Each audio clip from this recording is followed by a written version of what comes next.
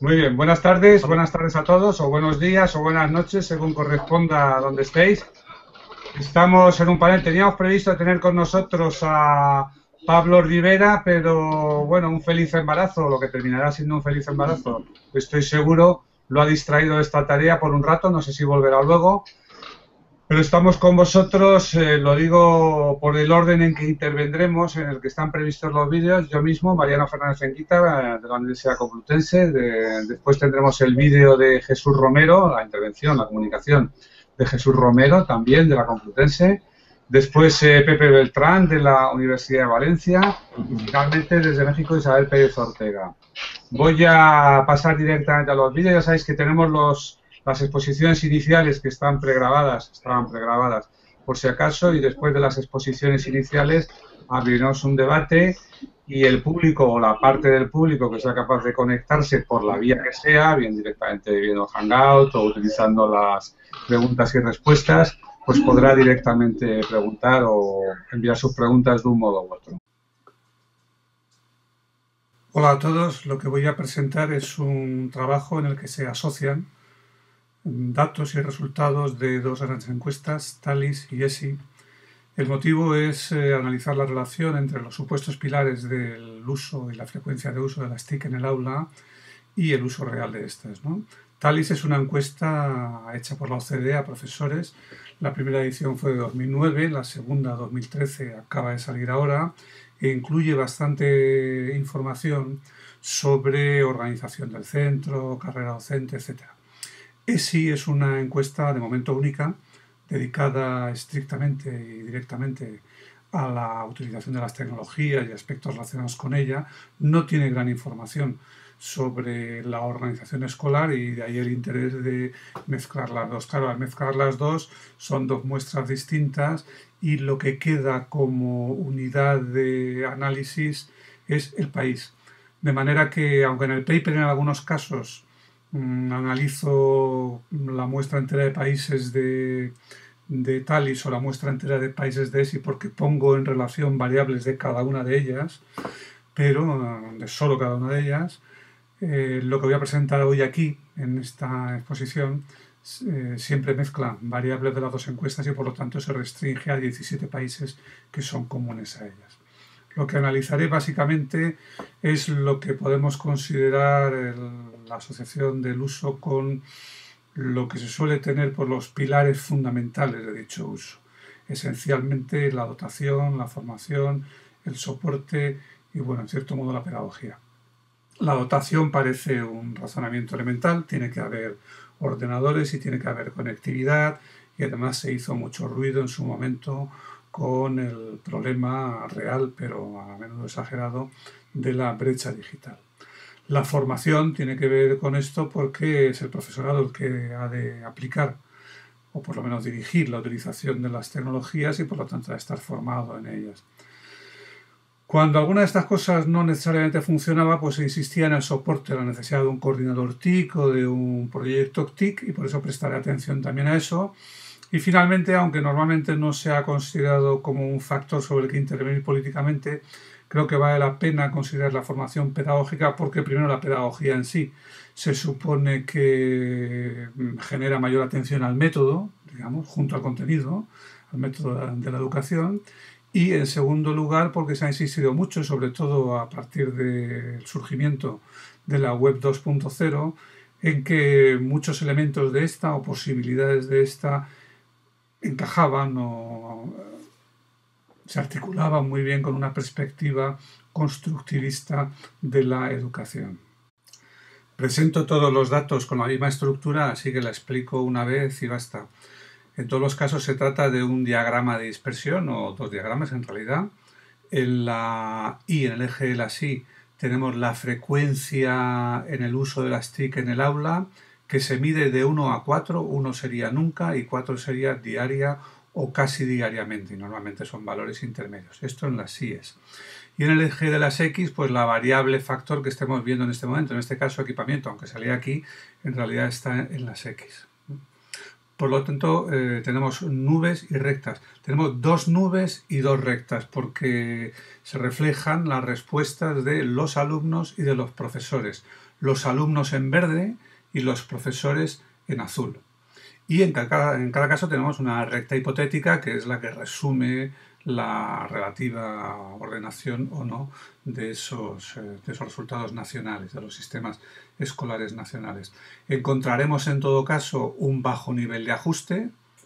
Se ve que los puntos no están cerca de la recta. Encontraremos en todos los casos una relación débil, rectas casi planas, casi horizontales, débil o incluso negativa, por ejemplo en este caso, y encontraremos siempre un desfase entre lo que dicen los profesores, en azul siempre arriba, y lo que dicen los alumnos siempre abajo. O sea que los profesores ven prácticas TIC donde los alumnos no ven tal cosa. Piénsese que en el caso de una relación consistente lo que encontraríamos sería una recta, no digo diagonal, pero sí con una pendiente positiva, es decir, con valores crecientes y los puntos más o menos cercanos a la recta. Bueno, pues variable equipamiento, lo que encontramos es una relación negativa en ambos casos, especialmente cuando se pregunta a los alumnos. Estamos hablando de centros que tienen un nivel de equipamiento medio o alto y se expresa en porcentaje de alumnos que están en tal tipo de centros. Relación negativa.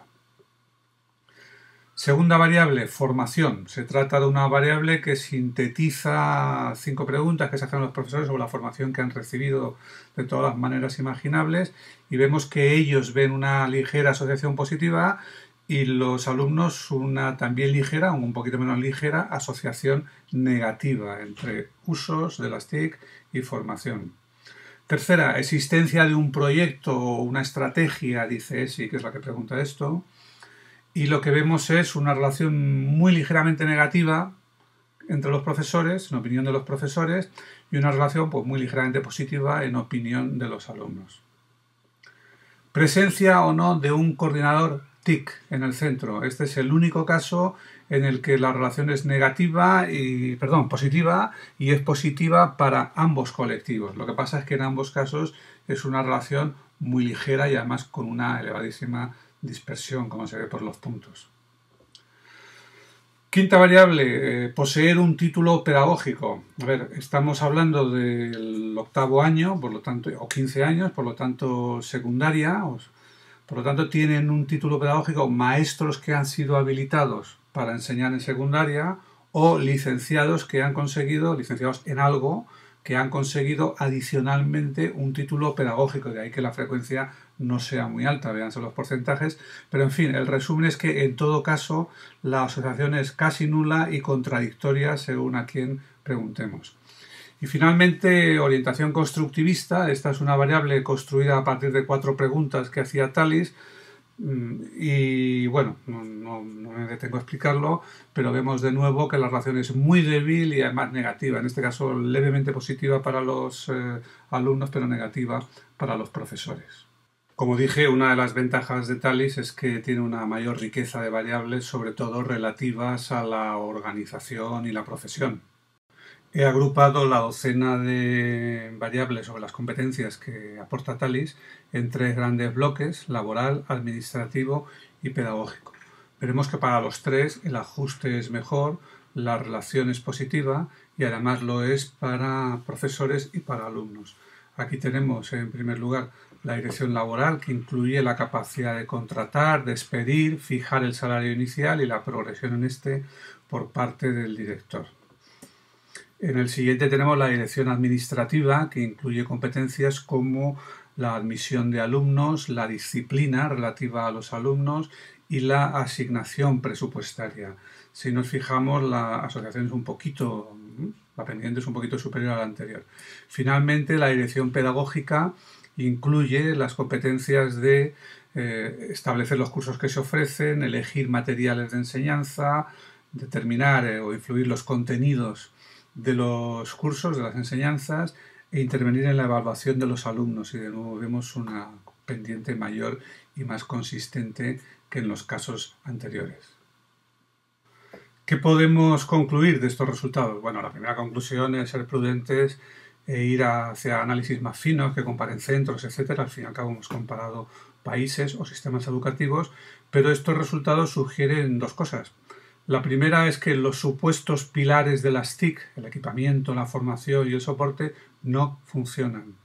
¿Por qué? Probablemente porque el equipamiento puede no usarse, sin más, porque la formación puede ser inadecuada y sobre todo, por lo que sabemos, puede ser poco exigente, es decir, no requerir que sea realmente efectiva, y el soporte como el equipamiento puede ser no usable y además, o sea, prescindible, y por otra parte puede ser de calidad variable. Del otro lado vemos que funcionan más las soluciones organizativas, es más, soluciones organizativas que entrañan el ejercicio de cierta autoridad sobre el profesor o la búsqueda de cierta coherencia del centro, etc. Diría incluso que la única variable de los supuestos pilares que funcionaba un poquito y homogéneamente, que era el coordinador TIC, podría venir a confirmar esto. Ahora bien, cuando distinguimos entre los tipos de autoridad del director, vemos también que lo que saldría apoyado aquí no sería una solución managerialista en el sentido de que el director contrate, despida, suba salarios, etcétera, sino sobre todo una dirección pedagógica, es decir, una dirección que intervenga en los asuntos más propiamente educativos, ¿no? Incluso es posible que la parte de influencia de la dirección administrativa, aparte de que las direcciones cuando son fuertes en todo, pero se deba a la asignación presupuestaria. Y esto es todo inicialmente. Se puede encontrar esta presentación aquí en SlideShare o en mi página. El paper de momento no, porque se va a publicar, pero supongo que en breve estará también disponible en la red. Muy bien, muchas gracias, Mariano. O sea, me doy las gracias a mí mismo porque era la primera intervención. Y ahora la segunda que tenemos es la intervención o la comunicación de Jesús Romero Moñivas, que se titula El nuevo entorno tecnoeducativo en las narrativas de los sindicatos de profesores de España. He analizado los libros de texto, he analizado los discursos que los ingenieros tienen sobre las nuevas tecnologías, la publicidad, los medios de comunicación, la política, una serie de... y también la opinión pública española, ¿no? Entonces, pues en este caso, el objetivo es estudiar cuál es el discurso que tienen los sindicatos de profesores en España. Bueno, entonces esos sindicatos hemos cogido 4, pero en este primer paper solo vamos a presentar los resultados del sindicato AMPE y el de comisiones obreras. Objetivos e hipótesis. Bueno, el objetivo general es indagar si existe o no un discurso sindicalista más o menos homogéneo, es decir, si hay mayor unidad interior o interna o no, sobre el nuevo entorno tecnoeducativo y qué características y rasgos propios tiene ese nuevo entorno discurso, qué características y rasgos tiene ese discurso vinculado a los sindicatos de profesores en España. Y en concreto hay muchas hipótesis, algunas no están ni siquiera explicitadas en el texto, aunque las he ido comentando a lo largo del paper, pero hay 2 fundamentales que a mí me han preocupado siempre y que han sido sobre todo al hilo de la investigación. La primera hipótesis es que los sindicatos serán optimistas en la implantación y uso de las TIC, a no ser, y esto es lo fundamental, que compitan otros intereses más sindicales, como la cuestión de inversión en profesorado, el aumento de carga de trabajo, etc. Y segunda hipótesis, también concreta y muy importante, es que la mayor parte de los discursos sindicales sobre TIC y educación se mantienen dentro de una dimensión que yo he llamado macrogeneralista y vaga, es decir, pues que suelen hablar, como veremos después, casi como con grandes principios, pero que no suelen descender a los problemas concretos y a las situaciones concretas, ¿no?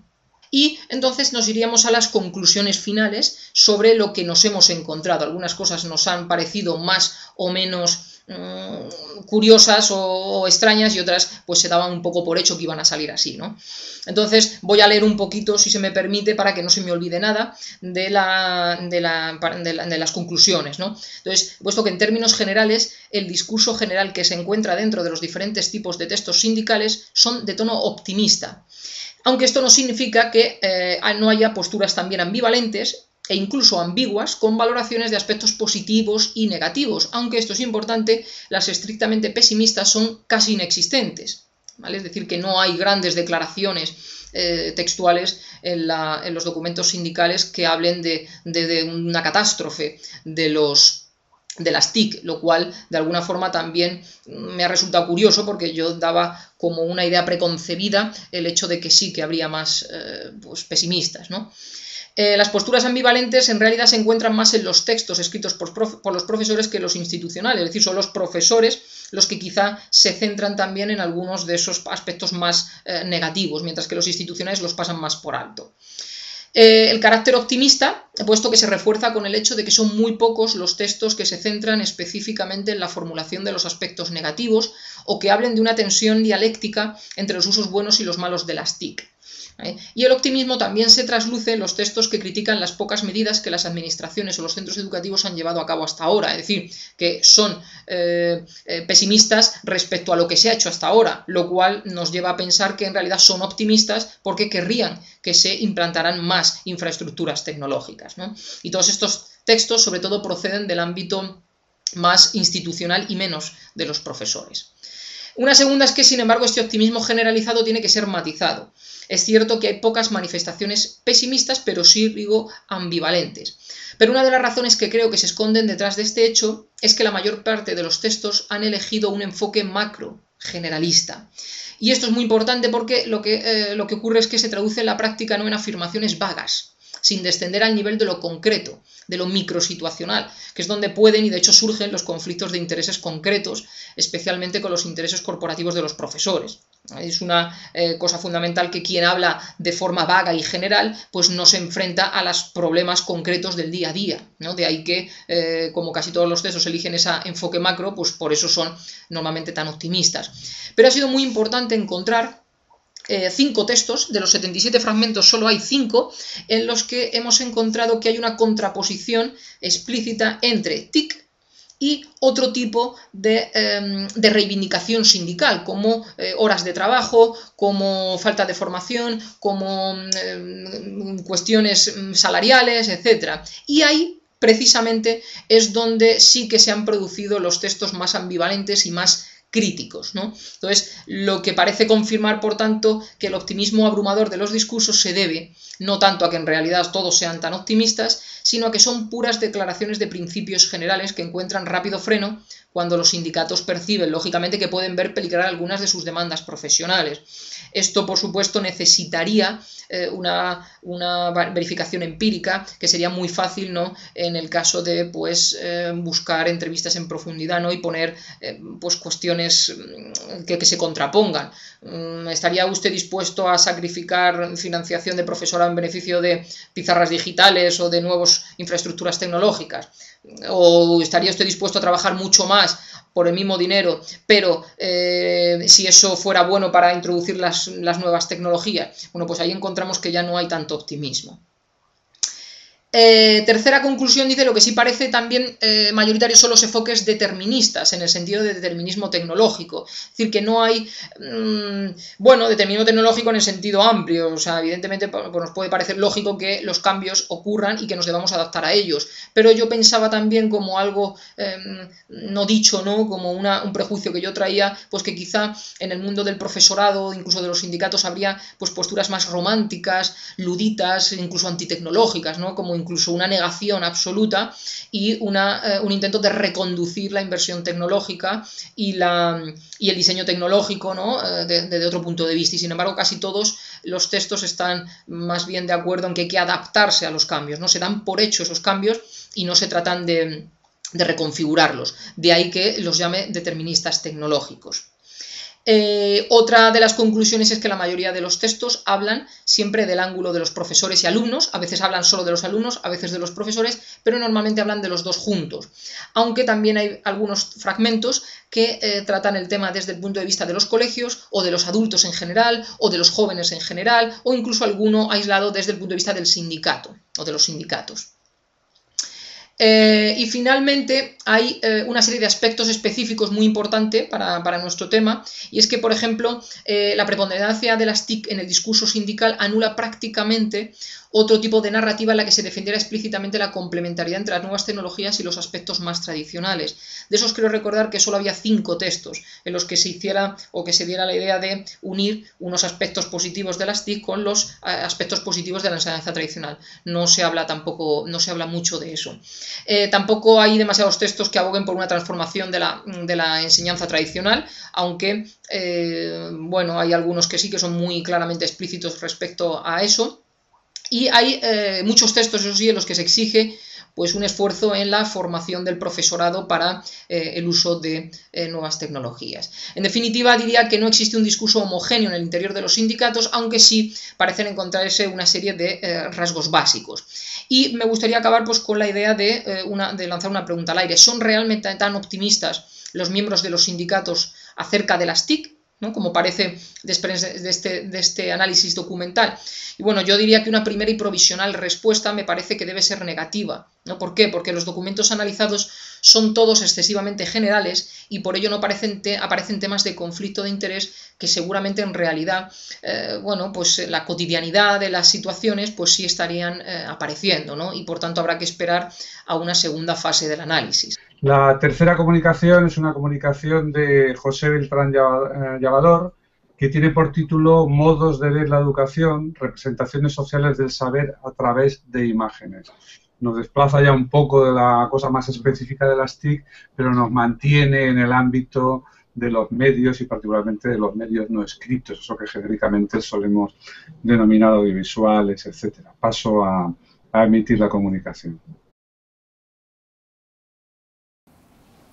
Buenos días. En realidad, lo que voy a presentar a continuación es un ensayo en el sentido de una tentativa de aproximación al papel de las representaciones sociales del saber a través de aquellas imágenes que conocemos a lo largo de la historia. Imágenes que se han plasmado en diferentes artefactos visuales y culturales como pintura, fotografía, cine, etc.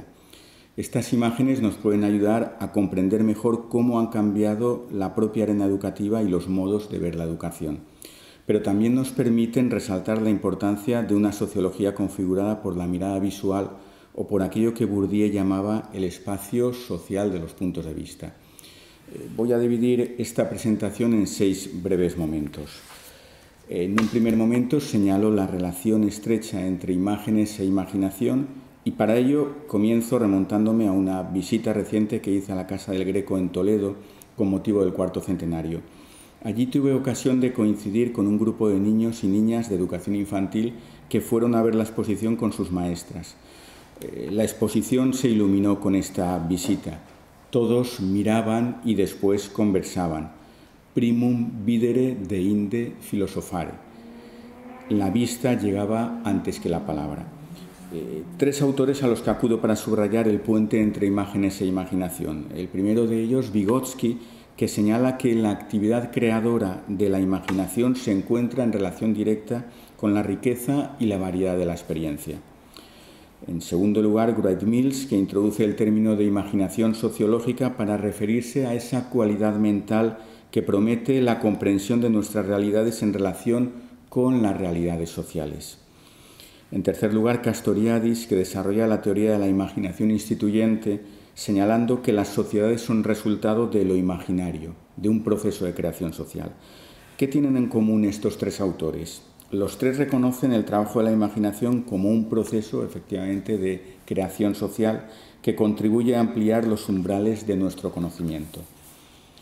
Para avanzar acudo también a las tesis de Hans Joas acerca de la creatividad de la acción, en su libro de título homónimo, en las que observa cómo se ha postergado la temática de la creatividad en sociología y de ahí la necesidad de acudir a metáforas como la que toma prestada de John Dewey cuando se refiere a la democracia creativa.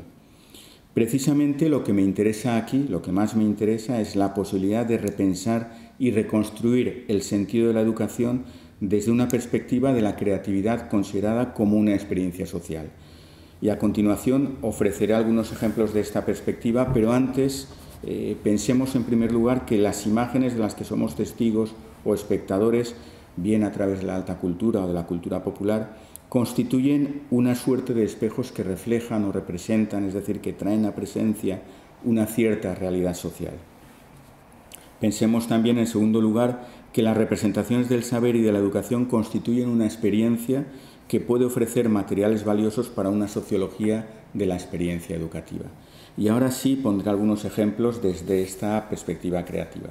Fijémonos, imaginemos, traigamos a presencia, fijémonos en las proyecciones mitológicas de la sabiduría encarnadas, por ejemplo, en la figura de Minerva, con frecuencia representada en combate contra la ignorancia, o en El pensador de Godin o en La escuela de Atenas de Rafael. Cada una de estas obras nos ofrece una mirada distinta. La primera presta atención a la acción y al poder que otorga el conocimiento. La segunda es una representación magnífica de un sujeto abstraído en su propio mundo, en sus propios pensamientos. La tercera rinde homenaje a la tradición y pone énfasis en el diálogo y en la conversación. Ahora mismo, afortunadamente, la digitalización de los fondos museísticos nos permite acceder a un casi inagotable catálogo de obras con las que seleccionar y elaborar lo que podríamos llamar nuestro propio museo imaginario. Y de la misma manera que se ha creado todo un género propio de cine documental al servicio de la sociología y de la antropología, podría pensarse en una suerte de sociología óptica o visual, o audiovisual también, si se quiere. Y esto nos lleva a un segundo momento que va, en este caso, de Comenio a Rossellini. En 1963, el director de cine, Roberto Rossellini, en uno de sus escritos sobre cine y educación, apela a la enseñanza de Comenio. Comenio publicó en el siglo XVII el primer libro ilustrado con fines didácticos, Orbis Pictus o El mundo en imágenes. La novedad que introduce Orbis Pictus es la crítica al empleo inadecuado de la memoria, al tiempo que una revisión del llamado arte de la memoria, apoyada por las ideas de algunos utopistas como Campanella, entre otros, que defendían la necesidad de exponer el conocimiento a la vista de todos. La obra de Comenio ofrece una auténtica galería de cuadros de época y de paso nos encontramos con el precedente más claro de lo que será primero la enciclopedia en la Ilustración y más adelante el libro escolar moderno. Rossellini, inspirado por Comenio, defiende con cierto optimismo la utilización de los medios de difusión del conocimiento, a saber, el cine, la radio, la televisión, la prensa, etc. Todo ello al servicio de una educación integral, y de ahí su proyecto de cine didáctico, un proyecto ambicioso y bien sugerente. Vayamos ahora a un tercer momento, en esta ocasión de la mano de Disney. Efectivamente, la educación como emancipación en la que creía Rossellini encuentra su réplica en una pedagogía de la inocencia, de la sumisión. Prestemos atención por un momento a la factoría Disney, que ha generado todo un universo cultural que ha formado parte de los años de formación y del paisaje sentimental de generaciones enteras de ciudadanos de buena parte de nuestro planeta. La tierra de Disney, Disneyland o Disneylandia, ha estado presente en los hogares de millones de personas, generando proyecciones ideales, deformaciones en forma de ilusiones y formas de propaganda en fantasías animadas. En 1971, Ariel Dorfman y Matt Lart escriben una reflexión descarnada titulada Para leer al Pato Donald, y ahí observan que los personajes han sido incorporados a cada hogar, se cuelgan en cada pared y a su vez ellos han retribuido invitando a los seres humanos a formar parte de la gran familia universal Disney, más allá de las fronteras y las ideologías, más allá de los odios y las diferencias y los dialectos. Un poco más recientemente, Henry Giroux retoma las reflexiones anteriores y escribe El ratoncito feroz, Disney o el fin de la inocencia, subrayando que el mensaje que disemina Disney encierra una profunda vigilancia pedagógica contra todo supuesto ejercicio subversivo de memoria, de crítica, de ironía. En Disney todo es escapismo, todo es evasión extrema al servicio de una pedagogía de la inocencia. Y esto nos lleva al cuarto momento. En este caso vamos a ir de la mirada panóptica al lugar de la experiencia.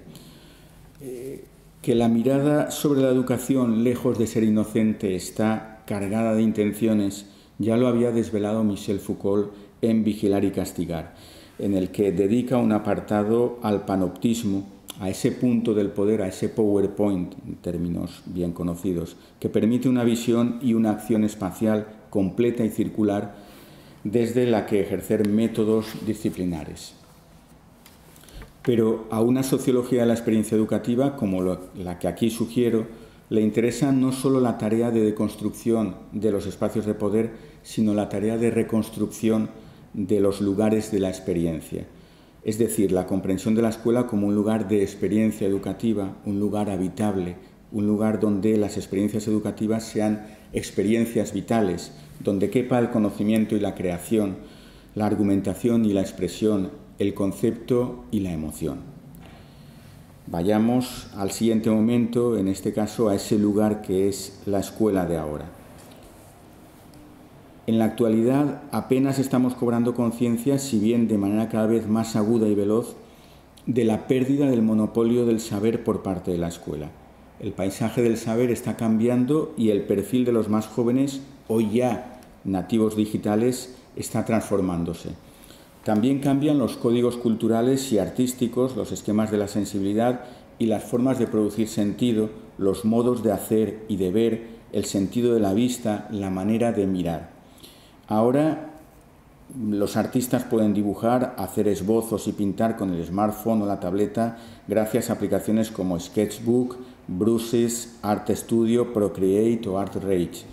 Los fotógrafos también pueden crear y manipular imágenes con Flixel, Instagram, Photor o Photoslice. Y los aspirantes o cineastas pueden recurrir a Vidi, Movie, Videostar o Movie 360, entre otros. No hace mucho se utilizaba la expresión de niños y niñas o de jóvenes aplicados o no aplicados, en referencia a los buenos o malos estudiantes, a aquellos que se centraban en los estudios, a aquellos que mostraban desafección o resistencia a la actividad de estudiar.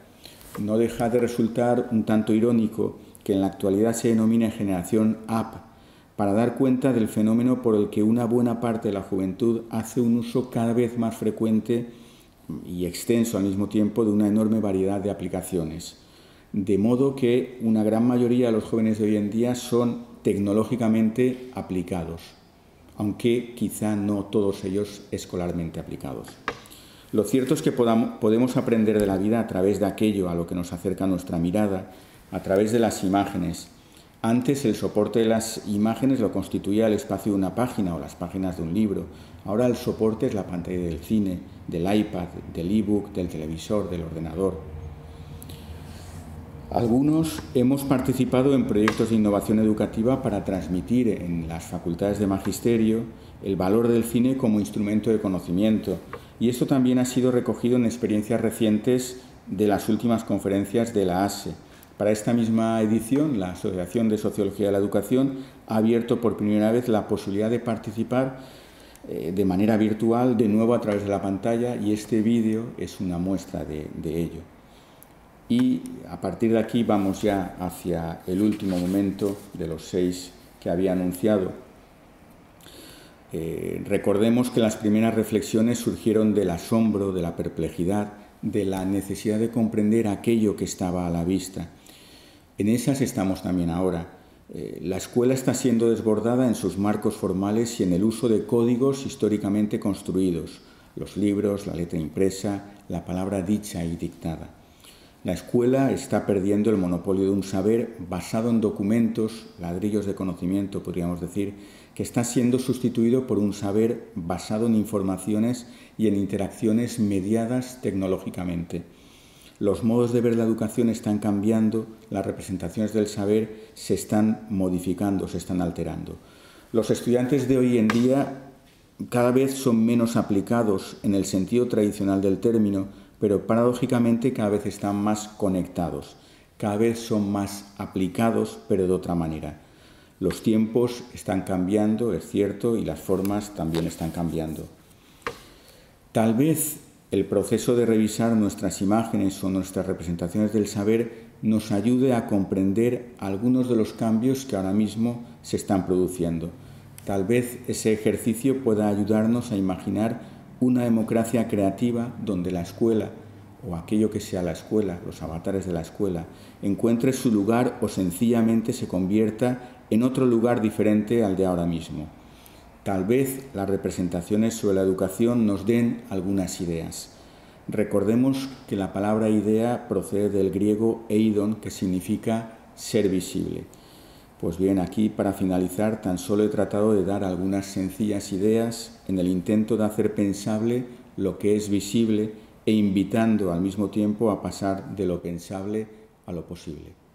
Muchas gracias.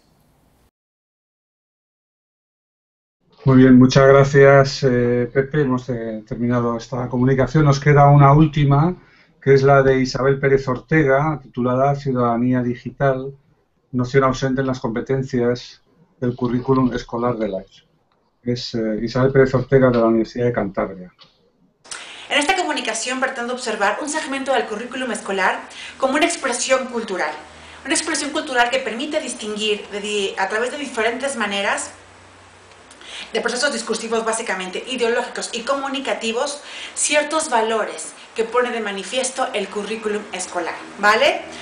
Reconociendo la importancia, por supuesto, de analizar un currículum en su totalidad, solamente me centraré en esta ocasión en revisar 2 competencias básicas del currículum oficial del nivel de secundaria en España, ¿vale? Las competencias básicas que analizo son tratamiento de la información y competencia digital y la competencia social y ciudadana del documento Real Decreto 1631/2006 del 29 de diciembre por el que se establecen las enseñanzas mínimas correspondientes a la educación secundaria obligatoria, en donde se describen, por supuesto, las aptitudes que el alumnado debe alcanzar para cuando acabe el nivel educativo respecto a esas 2 competencias. Y yo quiero encontrar allí qué importancia le dan a la ciudadanía digital, ¿vale? Para hacer esto, para hacer un análisis de la cultura, establezco y utilizo las variables que utiliza el investigador inglés John B. Thompson en su metodología de la hermenéutica profunda. Considero que esta herramienta es fundamental para hacer análisis de la cultura, porque por un lado permite separar el texto, el corpus discursivo por segmentos, y por otro lado le da mucha importancia al contexto de enunciación, ¿vale? En tercer lugar, le da mucha importancia a la interpretación, y con estos 3 elementos, análisis discursivo, análisis sociohistórico y análisis teórico, podemos hacer considero que se puede hacer un análisis discursivo con variables medibles, ¿vale? Bueno, ¿cómo desarrollaremos esta breve participación? En primer lugar, estableceré en qué consiste la metodología de hermenéutica profunda, muy brevemente, un repaso, porque es una metodología amplia, y solamente me centraré en 2 puntos. En primer lugar, en el primer modo de operación de la ideología, que es el primer modo que utilicé para analizar este discurso, el primer modo de la hermenéutica profunda. Después analizaré un poquito brevemente también qué entiendo por ciudadanía digital, qué entiendo por como competencias básicas. En tercer lugar, ya no hago aquí el análisis del discurso, porque eso está en el texto que aparecerá en las actas, pero sí me gustaría comentarles los resultados de este análisis. Terminaré con una brevísima interpretación, ¿vale? Bueno, como hemos dicho, empezaremos con la metodología de la hermenéutica profunda, ¿vale? Sencillamente diremos como contexto que considero que es una herramienta que permite estudiar el interior de las formas simbólicas presentes en el lenguaje, en el discurso. Con esto me refiero a rasgos, patrones y relaciones estructurales que tienen capacidad de construir significados. Estos significados, por supuesto, estarán presentes en el discurso, ¿vale? A partir de lo cual se podrá hacer un análisis de la cultura, ¿vale? ¿Cómo se hace esto? Thompson establece 3 o 4 modos de análisis.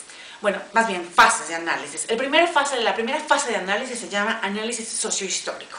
En este tipo de análisis se pone de relieve las condiciones sociales en las que fueron producidas el discurso. Es decir, establece un contexto sociohistórico del discurso.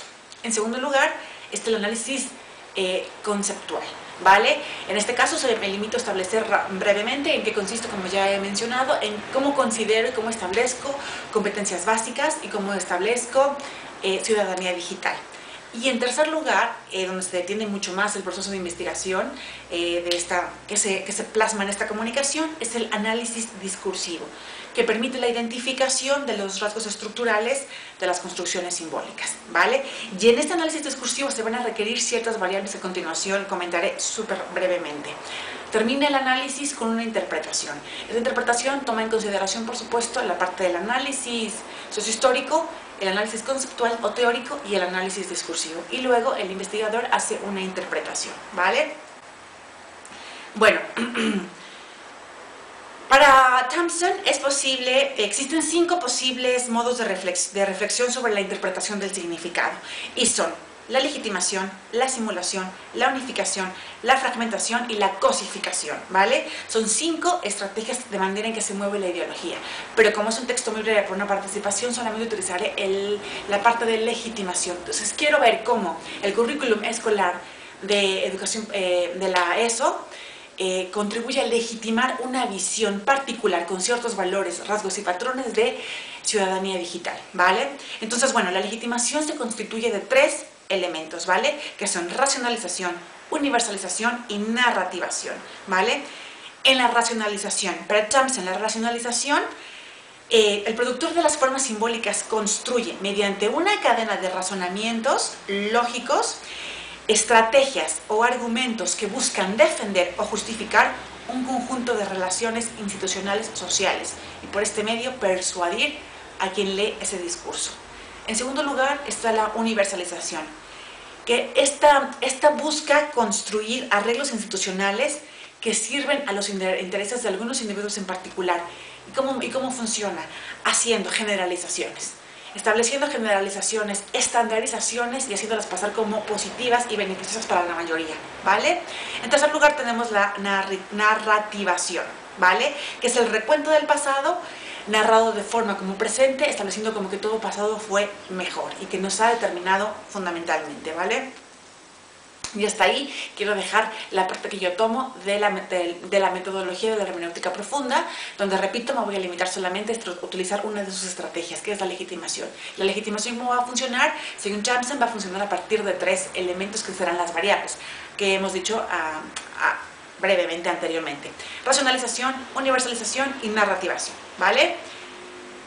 En segundo lugar, dijimos que vamos a hacer una contextualización y una teorización respecto a los conceptos que justifican esta participación, ¿vale? Y es cómo se entienden las competencias básicas y cómo se entiende ciudadanía digital en el contexto de la ESO, ¿vale? Y quiero simplemente señalar aquí una cuestión muy importante, que España desde el año 2000 incorporó el concepto de Key Competencies o competencias básicas, como lo recomendó la Comisión y el Parlamento Europeos, sin establecer ninguna diferencia en cuanto al contexto particular de este país tan multicultural, ¿vale? Simplemente tradujo estas recomendaciones y las incorporó.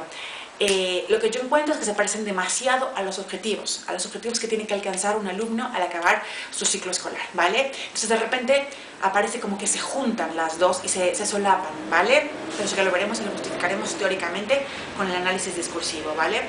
Por otro lado, la ciudadanía digital todavía es un concepto que se está armando, ¿vale? Se define rápidamente como el conjunto de normas de comportamiento que conciernen al uso de la tecnología, pero como bien menciona Mariana Fernández Enguita, no solamente es el uso, sino la calidad de uso que se hace sobre estas nuevas tecnologías, ¿vale? Y además, pensando en el uso y la importancia que le damos a este uso, que también es importante tener en cuenta, es fundamental señalar la falta de normativación. Pero bueno, y si a esto le añadimos esto a la cuestión de usos digitales, ¿vale? De ciudadanía digital, tenemos que pensarlo en el uso público, ¿vale? El uso, la capacidad de involucrarnos en asuntos públicos a través de comunidades virtuales, ¿vale? Que es bastante complicado, ¿vale? Analizaré entonces, analizó en la ponencia el artículo 7 del Real Decreto que les acabo de mencionar, los puntos 4 y 5. El 4 es sobre tratamiento de la información y competencia digital, es una competencia básica, y la 5 es la siguiente competencia básica, la competencia social y ciudadana. Asimismo, se analizó el anexo 1 de competencias básicas, donde de manera más extensa se describe lo que se espera como competencias básicas, ¿vale? Y procedo a la interpretación. Una de las fases de la hermenéutica profunda final y fundamental es la interpretación, ¿vale? Y allí voy a sacar como mis conclusiones a partir de los análisis previos. ¿Qué encontré? Que en el artículo 7 respecto a competencias básicas, estas son definidas de manera muy escueta, ¿vale? No se describe una metodología para alcanzarlas y se concede muchísima importancia a los centros educativos. Serán ellos los responsables de elaborar y desarrollar las estrategias para su logro. Asimismo, la evaluación es completamente frío, desértico el asunto, ¿vale? En el documento tampoco se reflexiona sobre los diferentes contextos los contextos sociales o culturales o económicos que podrían favorecer o no la concreción de estas competencias básicas. Recordemos que la escuela es uno de los factores de unas agencias de socialización, pero no la única. Y entonces, dejando un poco espacio, no reconoce la importancia de otros agentes, ¿vale? Bueno, sin embargo, en el anexo 1 sí que se dan muchísimo más elementos para tomarlos en cuenta. Sin embargo, se solapa importantemente con los objetivos. Los objetivos se les da mucho más importancia. Las competencias básicas aparecen como un requisito a cumplir dentro del currículum escolar de la ESO, ¿vale? Bueno, recordemos muy importante que las competencias básicas se contemplan como la posibilidad de adquirir ciertos conocimientos por parte del alumnado, que le permitan una cualificación, algún tipo de cualificación personal y profesional, que será reconocida, por supuesto, valorada y acreditada desde la institución escolar. Es decir, las competencias aparecen en el discurso que analizo como elementos curriculares que permitirán al alumnado participar activamente en el mundo social y laboral. Pero no nos dicen cómo. Y no me dicen que una participación social y laboral implica, además de la escuela, otros procesos y otros agentes de socialización, ¿vale? Y entonces aquí me pongo a reflexionar, siguiendo a Bolívar, que una persona no es ciudadano pleno si no posee el capital cultural mínimo y activo para poder desarrollarse en un mundo colectivo. Entonces aquí nos dan ciertos elementos, pero básicamente muy fríos, ¿vale? Queda muy bien discursivamente, pero no nos dicen la manera en que lograrlos, quedan abstractos, ¿vale? Entonces, pensando también en Escudero, las competencias básicas discursivamente son elementos que en contextos educativos formales podrían contribuir a disminuir las desigualdades en el acceso a las oportunidades de desarrollo político y económico de un alumno. Sin embargo, la escuela desde luego no será el único elemento a tomar en cuenta para esta posible participación, ni para la defensa. Falta la cuestión también jurídica, ¿vale? Y por otro lado, consideramos muy importante pensar en la transversalidad, pensando en que no existe ni ninguna de las dos competencias que se analizaron, no se toca de ninguna manera el concepto de ciudadanía digital, ni jurídicamente, ni sociológicamente, ni pedagógicamente. Me salta la impresión de que es un tema otra vez transversal y que desafortunadamente el currículum segmentado por asignaturas será muy difícil dar un espacio suficiente a este tipo de noción. La noción ciudadanía digital no encuentra cabida en ninguna de esas competencias, de momento en la manera en que está estructurado este currículum escolar, ¿vale? Finalmente quiero decir que las competencias básicas, medidas como estándares o indicadores de calidad para los conocimientos del alumnado, resultan sumamente abstractas, ¿vale? Porque ¿cuáles son los aprendizajes para vivir en la sociedad? Son un tipo de aprendizaje que requiere un apoyo de otros agentes de socialización, ¿vale? Pensando además en conceptos virtuales donde las comunidades pueden ser profundamente diversas, no encuentro ningún respaldo en la escuela que dé soporte a esta idea, ni teórica ni empíricamente, ¿vale? Por lo tanto, resultará sumamente subjetiva la valoración de esos aprendizajes, tanto la autoevaluación como la coevaluación como una evaluación institucional, ¿vale? Y bueno, yo hasta aquí dejaría mi participación. Bueno, gracias a Isabel. No sé si la tenemos en línea o no en este momento, porque yo la veo, creo que está conectada, pero veo una imagen congelada. Isabel, ¿estás ahí? Bueno, está. El que sí está es seguro es Pepe, porque lo veo moverse. Sí, está bien, porque además de colegas y contertulios hoy somos amigos. Muy bien, hola. Entra un poquito en esta cuestión. Pepe, a mí se me ocurría, oyéndote a ti, bueno, me ha interesado todo, pero me ha hecho gracia, no había pensado en eso, el Orbis Pictus de Comenius, ¿no? Esa visualidad. No, me preguntaba oyéndote a ti, tú hablabas más de audiovisual, de la imagen, etcétera, y yo me centraba más en las tecnologías desde nuestro punto de vista. Pero bueno, me parece que los dos temas, o los dos problemas, o los dos ámbitos de oportunidad, o como se dice ahora, ventanas de oportunidad, tienen en común sacarnos de esto que se ha llamado la galaxia Gutenberg, ¿no? Que parece que es el escenario natural de la escuela, aunque algunos dicen pre-Gutenberg, porque también es verdad que la escuela no es una biblioteca, ni es un lugar donde necesariamente sale mucho de libros, sino que más bien se suele hablar del libro de texto, que es una cosa diferente, ¿no? Así como el audiovisual es una cosa y el nodo era otra, ¿no? O la 1, cuando no había otra cadena, era otra. Y a mí lo que me preocupa cuando pienso en términos de alfabetización digital, utilización de imágenes, audiovisuales, etcétera, como planteabas tú, o cuando trabajo yo sobre TIC, como en la comunicación que presentaba antes, es que yo creo que la escuela, bueno, podemos decir que la escuela o la institución escolar tiene una función general de formación para la vida, para el trabajo, para la ciudadanía, para lo que quieras, pero yo creo que tenía también una masa específica de formación para un entorno de comunicación y de información dado, o incluso de formación para esas otras cosas a través del dominio de ese entorno. y ese entorno es la galaxia Gutenberg o el entorno de la lectoescritura, ¿no? Pero para mí la diferencia preocupante, y no sé si decir alarmante, entre la fase anterior y hoy, es que yo creo que el diseño de la escuela, la concepción misma de la institución en general y sobre todo la profesión que la habita, que somos nosotros, éramos y creo que fueron siempre en general, por decirlo en el lenguaje de hoy, usuarios avanzados de la lectura y la escritura. Y hoy no veo usuarios avanzados, no, en muchos casos no veo usuarios de las tecnologías de la información y la comunicación, ni siquiera usuarios frecuentes, digamos, y en el caso de la imagen, pues diría que tampoco los veo avanzados, por supuesto en las TIC tampoco, ¿no? Entonces la preocupación es, ¿realmente esta institución está en condiciones de formar, de preparar, de introducir, de iniciar a esas nuevas cohortes de jóvenes para ese mundo que efectivamente es un mundo ya, en todo caso, de imágenes y cada vez más de TIC?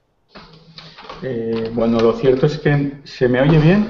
Sí, sí, perfectamente. Sí. Bueno, lo cierto es que lo que pretendía sostener, entre otras cosas, es que efectivamente la escuela ahora mismo es una escuela que corresponde a un entorno, a un formato que está siendo desbordado justamente por la entrada de estos nuevos códigos.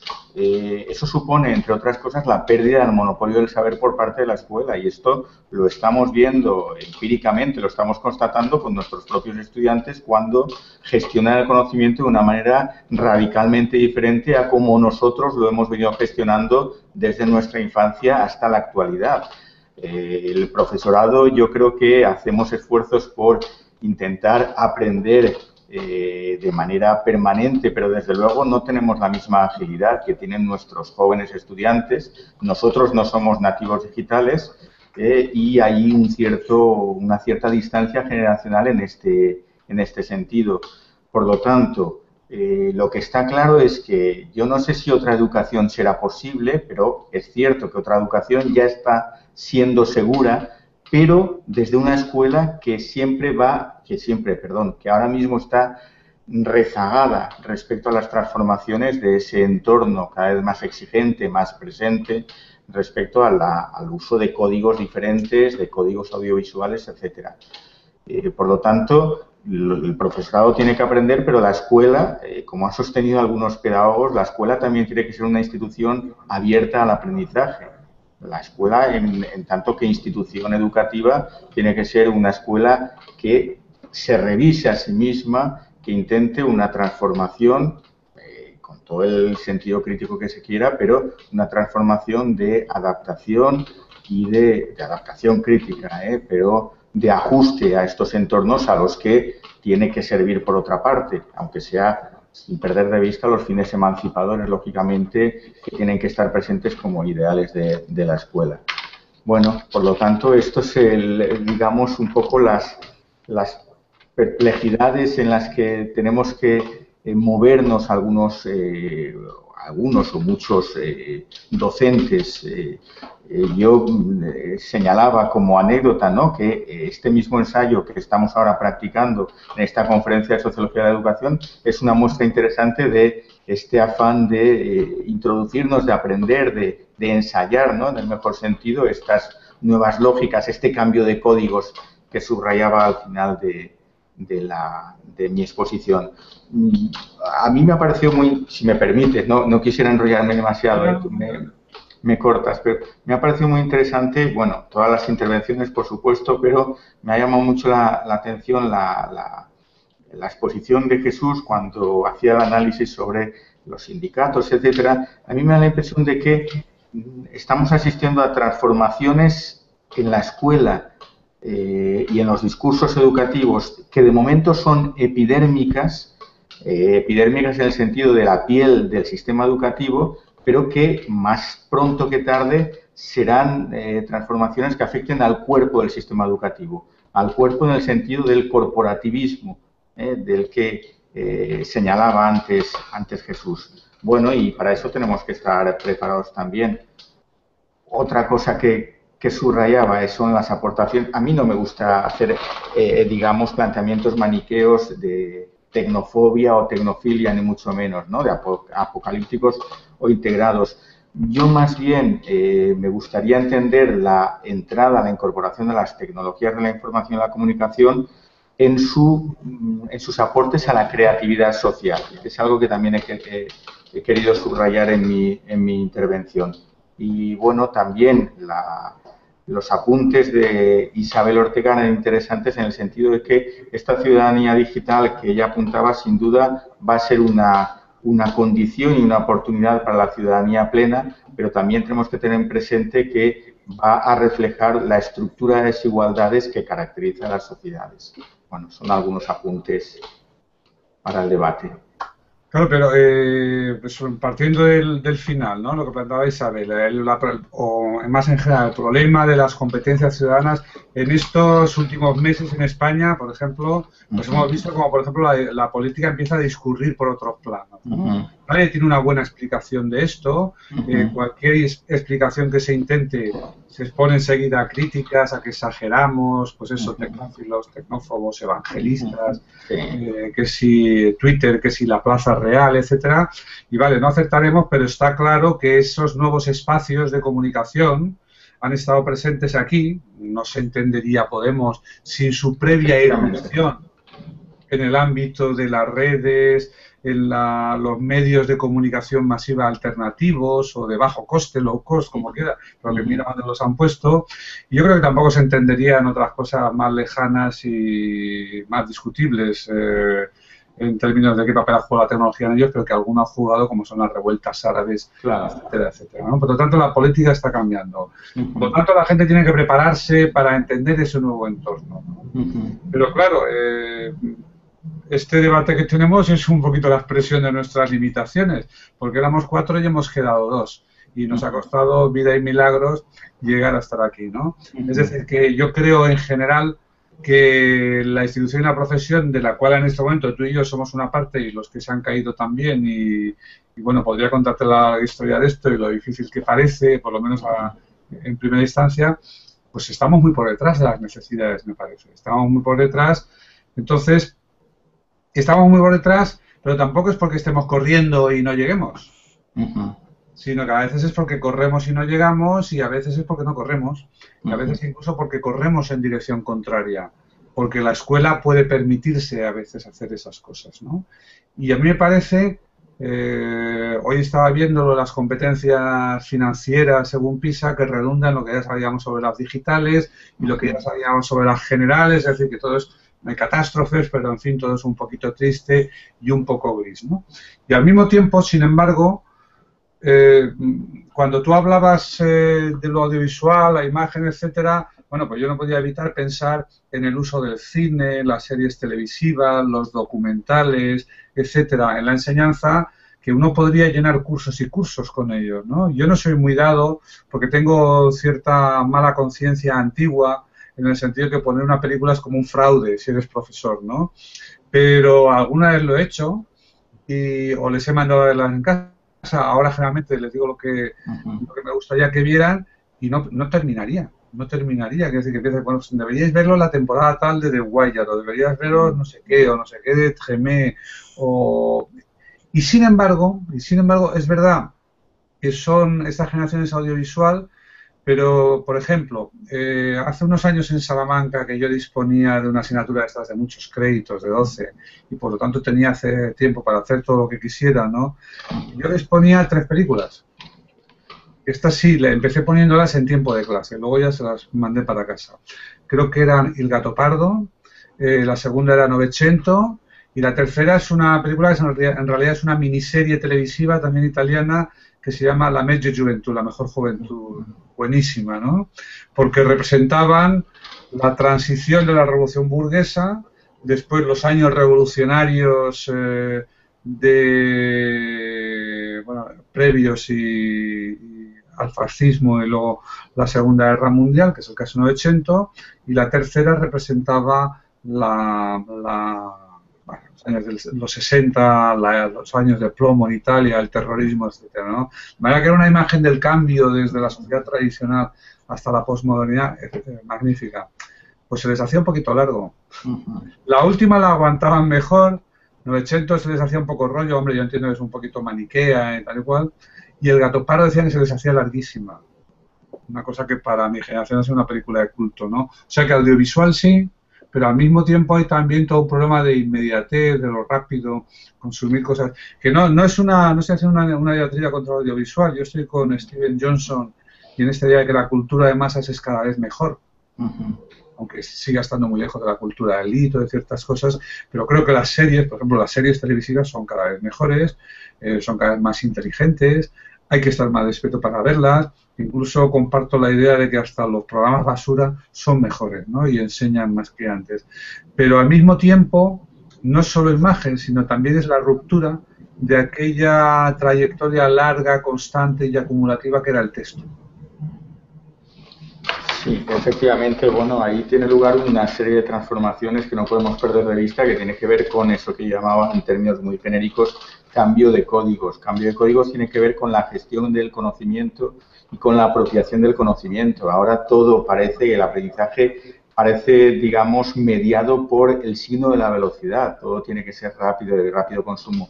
Claro, requiere también un aprendizaje el ver una película de ritmo lento y requiere un aprendizaje de asimilar esa película de ritmo lento como una experiencia, digamos, que transcurre en un tiempo distinto al tiempo habitual, al tiempo en el que han aprendido las generaciones jóvenes, ¿no?, a moverse. Este signo de velocidad que supone también una transformación en el acceso al conocimiento y en la gestión del conocimiento. Ahora todo tiene que ser bajo una cierta dispersión, bajo una cierta simultaneidad de gestionar varias cosas al mismo tiempo, y parece que hay un cierto abandono, por así decirlo, a los ejercicios de concentración continuada por lo tanto, ahí tenemos que estar atentos también a una cuestión que ya no es tan solo de orden social, sino de orden epistemológica, que tiene que ver con la propia gestión, apropiación, asimilación del conocimiento. Bueno, ahí podemos encontrar parte del problema y parte de la solución, si se quiere. Ahora a nosotros también se nos exige la agilidad que tienen los jóvenes, y nosotros exigimos a los jóvenes parte de la paciencia con la que nosotros hemos aprendido y hemos cultivado el conocimiento. Y todavía, digamos que ahora combinamos, en nuestro caso, los de nuestra generación, de alguna manera, paciencia con el aprendizaje de la velocidad, de otra velocidad. Bueno, yo creo que tendremos que aprender también a hacer un buen uso de los medios, de las películas, del acervo cultural que ha proporcionado el cine clásico, pero también las series de televisión. Y eso es posible. Nosotros en nuestra universidad, en la Facultad de Magisterio, desde hace algunos años hemos llevado a cabo una experiencia que hemos transmitido en conferencias de Sociología de la Educación, que es una experiencia de innovación educativa interdisciplinar, en la que en más allá de nuestras clases compartíamos un ciclo de películas bien pensadas para que los estudiantes pudieran verlas. Era recuperar el espíritu de los antiguos cineclubs, pero en este caso en los espacios educativos, para que de manera desinteresada los estudiantes, acompañados por el profesorado, pudiera aprender a ver cine de otra manera y pudiera aprender a valorar el valor del cine como instrumento de conocimiento. Yo creo que estos ensayos, estas experiencias, son posibles, son positivas, y vale la pena apostar por experiencias como estas o similares. La televisión, una reflexión que apuntaba en mi exposición, la televisión ahora mismo está generando una serie de productos interesantísimos. Las series de televisión, la serie de Guaya es una serie ya de culto, aun pese a lo reciente de la misma, ¿no? Y hace poco leía un estudio muy interesante en el que comparaba de Guaya a las antiguas tragedias griegas, ¿no?, en cuanto al valor que tienen para generar emociones, proyecciones, empatía, reflexiones. Bueno, yo creo que tenemos que estar atentos a la emergencia de este tipo de fenómenos y de aportes culturales tan interesantes. Pero esto, por un lado, es muy prometedor y es un mundo rico de oportunidades, pero por otro lado puede dar pánico propio y ajeno, ¿no? Porque, a ver, la escuela se ha movido normalmente, el entorno propio y típico de la escuela ha sido el libro de texto.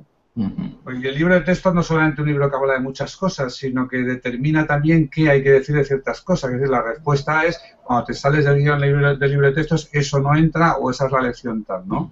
De manera que el libro de texto exigía al maestro y al profesor normalmente un dominio muy, muy superficial de muchas cosas. Prácticamente ser capaz de aclarar su significado y poco más, ¿no? El libro, el que no es de texto, ya requiere otra cosa, requiere entrar en una idea, profundizar en ella, etcétera, como lo requiere el argumento de una buena novela o de una película o lo puede requerir de una serie. Pero el medio es más disperso. Es decir, si yo cojo, por ejemplo, un libro, digamos, sobre la crisis del sindicalismo minero en España, me parece mucho más fácil de entender en profundidad, que ser capaz de comentar, no digo ya todas, sino una buena parte de las cosas sobre sindicalismo, crisis industrial, relaciones raciales, permisividad o persecución de la droga, indicadores de rendimiento policial o académico, etcétera, que aparecen en The Wire, ya que hemos mencionado un par de esa serie, ¿no? Es decir, que utilizarla, más allá de hacer unos comentarios como los que cualquiera podemos hacer en un café, utilizar esos medios, uno solo de esos medios. No digamos, moverse en un contexto en el que tengas que elegir entre muchos más, es más difícil, ¿no? Y no solo es más difícil, sino que es más arriesgado. En la comunicación que presentaba antes y en esta paradoja, quizás no sorprendente, pero yo creo que sorprendente, de que tenga que ver más la existencia de una dirección con competencias que la formación del profesorado, el equipamiento, etcétera, con que se haga algo sobre las TIC en la escuela, o se lo dicen más frecuentemente. Bueno, yo pensaba que había sobre todo dos explicaciones posibles. Una, el profesorado se resiste a usarla, esa es la fea, digamos, la explicación fea, pero creo que hay otra también, que es que al meterte en una cosa nueva, tienes mucho riesgo de error. Por ejemplo, hacemos un hangout y tenemos el riesgo de que se nos caiga alguien o no llegue siquiera a entrar. Te metes en una cosa nueva y tienes mucho riesgo de error. Entonces, si trabajas solo, todo el error es tuyo y todo el fiasco es tuyo. Si trabajas en un equipo, y esto, bueno, puede ser un equipo más horizontal, pero en términos prácticos suele consistir más en que haya una dirección, apoyo estas cosas, pero en que la haya, entonces el riesgo es menor. A lo mejor la gente experimenta más y es capaz de meterse más en todos estos terrenos más alejados del libro de texto tradicional, etcétera, si efectivamente hay un entorno que contigo está experimentando y en el que, por lo tanto, por un lado aprendes de los demás, pero por otro lado, cuando cometas esos errores necesarios para aprender, no serán simplemente errores descalificatorios y tuyos. Bueno, ahí hay entonces varios elementos interesantes. Por un lado, efectivamente, el peso de que el libro de texto ha tenido en lo escolar en general. Ahora parte que pasamos del libro de texto al libre de texto. Bueno, estamos en una cierta transición. O estamos pasando del libro considerado como documento a la información en general, con todo lo que tiene dispersión, de dificultad de gestión, etcétera, etcétera. Pero también la escuela ahora exige, tú lo has señalado muy bien, pasar de un cierto individualismo en el que se basaba la escuela, lo escolar, hasta ahora mismo, aquello de cada maestrillo con su librillo, etcétera, a una cierta socialización del saber y a una cierta dirección colectiva en la gestión del conocimiento, a compartir lo escolar a partir de redes, siquiera sean redes pequeñas a escala de lo que es todavía la institución educativa, etcétera. Por lo tanto, eso requiere también un cambio de cultura, porque los maestros en el magisterio nos hemos educado en la gestión individual del conocimiento y en el dominio, por así decirlo, en el ejercicio de la autoridad individual sobre un grupo de aula. Claro, justamente ahora lo que nos estamos encontrando con esta pérdida de monopolio del saber por parte de la escuela es que a la escuela se le exige que de alguna manera abandone ese individualismo hegemónico que era característico del marco escolar tradicional y pase a otro tipo de lógica, a otro tipo de comportamiento. Eso, de nuevo, requiere un ejercicio de aprendizaje colectivo que no es fácil, porque aquí nos encontramos también con un terreno de contradicciones, en el sentido de que por un lado, los propios docentes exigen autonomía como un ejercicio necesario, como un requisito necesario para el ejercicio de su práctica docente, pero por otro lado, este compartir el ejercicio docente, en cierto modo, pasa por una cierta pérdida de autonomía para delegar su saber o para confiar su saber, mayor o menor, y compartirlo con los saberes de otros colegas. Esto, de nuevo, requiere un ejercicio de aprendizaje y en fin, un cambio que no va a ser fácil, ni inmediato, ni mucho menos.